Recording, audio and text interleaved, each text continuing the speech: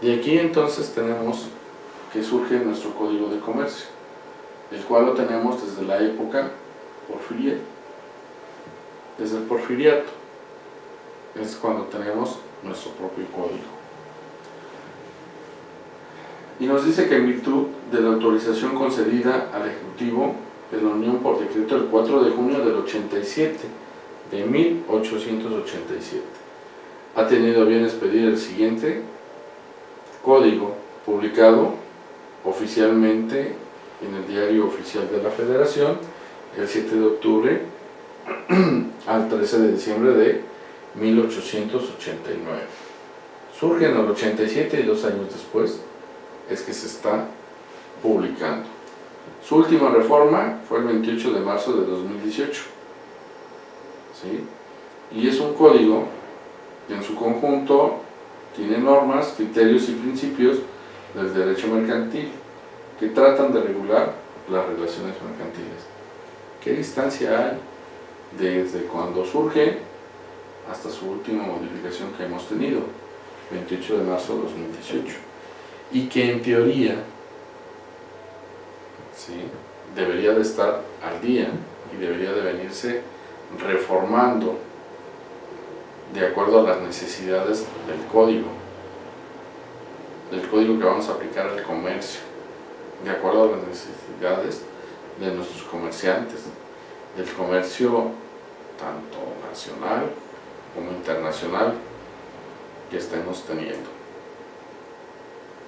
Y es así como el propio Código de Comercio en su artículo primero nos refuta que son actos de comercio, solo se giran por lo dispuesto en este código y las demás leyes mercantiles y aplicables. Entonces la regulación es exclusivamente para el Código de Comercio, nada más, y las leyes supletorias que ya vimos, ¿sí? Y en el 2 nos dice que a falta de disposición del propio ordenamiento y de alguna ley mercantil, será aplicada a los actos de comercio las del derecho común, contenidas en el Código Civil, pero en materia federal, no en materia local. Entonces, si hay algo que no nos quede claro o que no esté claro dentro del propio Código de Comercio, podemos consultar el Código Civil Federal para que en forma supletoria lo podamos aplicar, ¿sí? Y entonces nuestras leyes aplicables al derecho mercantil son las siguientes: la Ley General de Sociedades Mercantiles, la que va a regular cómo se integran estas sociedades; la Ley General de Títulos y Operaciones de Crédito, que es la ley que nos regula en expedición de cheques, pagarés, letras de cambio; la ley sobre el contrato de seguro, del contrato de seguro; la ley de comercio exterior, ¿sí?, la ley de instituciones de crédito, ley de cámaras de comercio y de las industrias, ley de navegación, ley de puertos, ley del Banco de México, mercados de valores, ley federal de competencia económica, ley federal de correduría pública y la ley general de organización y actividades auxiliares de crédito, junto con la ley monetaria de los Estados Unidos mexicanos. Así que si vamos a hablar de actos de comercio, necesitamos tener conocimiento de todas estas leyes, ¿sí? Aunado a ello, tenemos más, como son sociedades cooperativas, sociedades de solidaridad social, vías generales de comunicación, la ley de caminos, puentes y autotransporte federal, reglamentarias del servicio ferroviario, aviación civil, federal de telecomunicaciones, protección al consumidor, así como fomento y protección a la propiedad industrial, sociedades de inversión, las instituciones de fianza, concursos mercantiles y la de inversión extranjera. ¿Sale? Tendríamos así entonces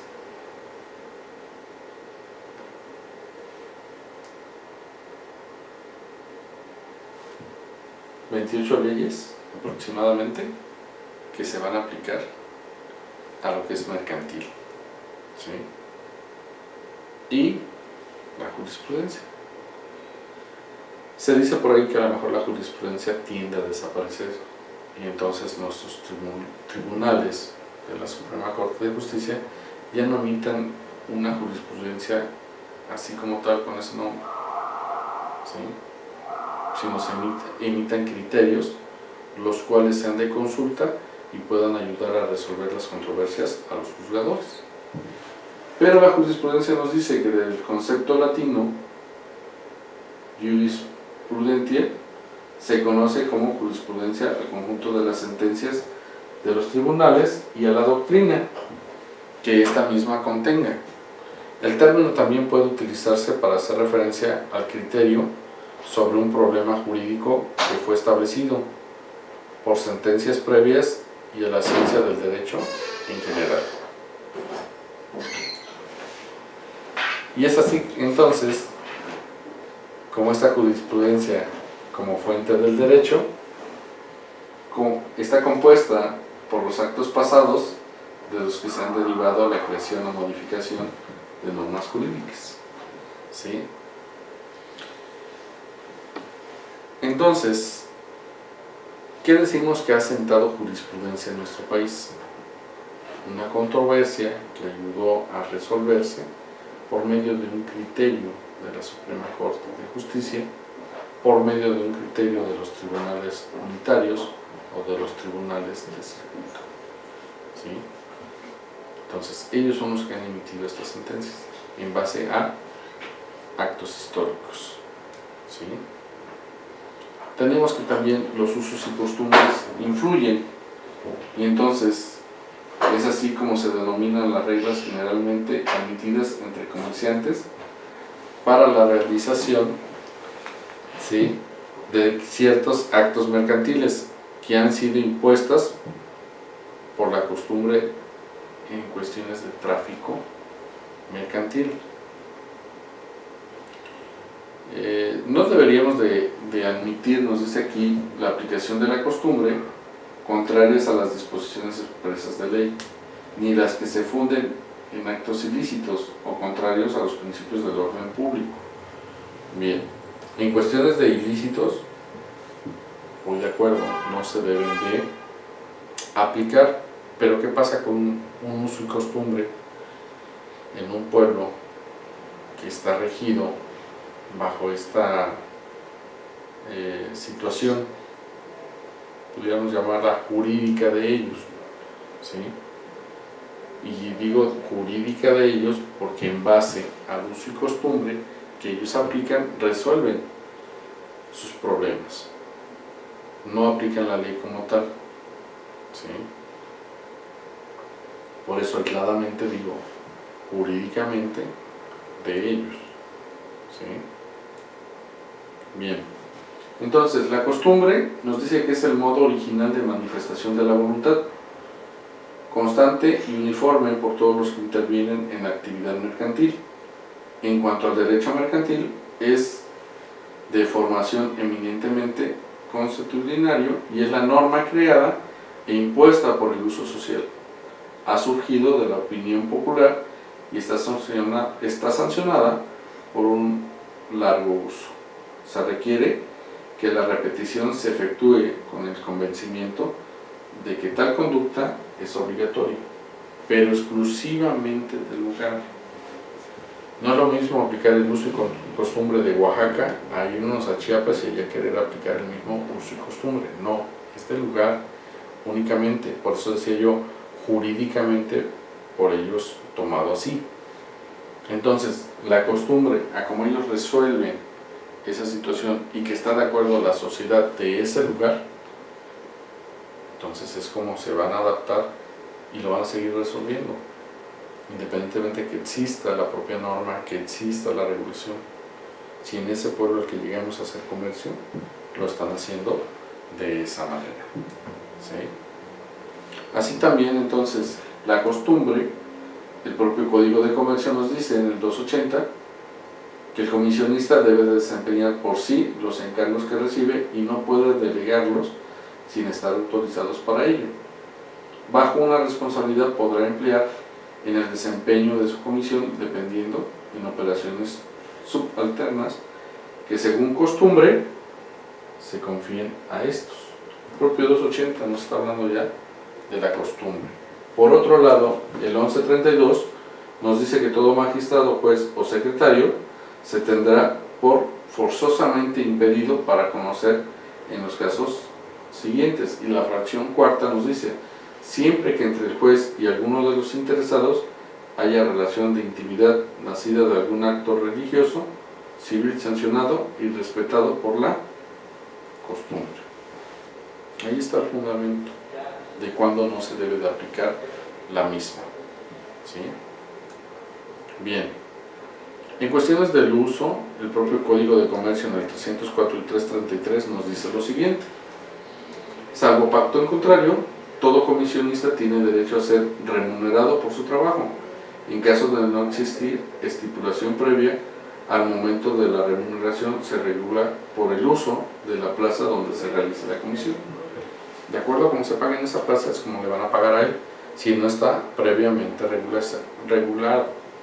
Entonces ya estamos aplicando uso. Y el 333 también dice que, salvo pacto en contrario, el depositario tiene derecho a exigir retribución por el depósito, la cual se arreglará a los términos del contrato y en su defecto a los usos de la misma plaza, ¿sí?, que constituye el depósito. Está regulado en el propio código cuándo vamos a aplicar el uso y cuándo vamos a aplicar la propia costumbre. De esta manera llegamos a la clasificación de los usos y costumbres mercantiles, que es por ámbito espacial, nacionales y locales. Obvio, nacionales todo el país, locales únicamente la comunidad, el municipio en el cual estamos realizando el acto. Ámbito material, que está generales, propios de toda actividad mercantil, y especiales, referidos a una clase particular, ¿sí?, de actividad mercantil, los cuales van a prevalecer sobre el general. Y por último, el ámbito internacional. Y este ámbito internacional son prácticas obligatorias nacidas del comercio entre naciones. Perdón, ámbito internacional, dije nacional, es ámbito internacional. Entonces, es el comercio que estamos teniendo entre las naciones. De ahí entonces aplicamos la ley de comercio internacional, ¿sí? Y por último, la doctrina. ¿A qué nos lleva la doctrina? Que es el conjunto de opiniones de los autores y tratadistas del derecho, quienes, fundados en principios lógicos que se desprende de toda legislación positiva, constituyen los propios principios del derecho.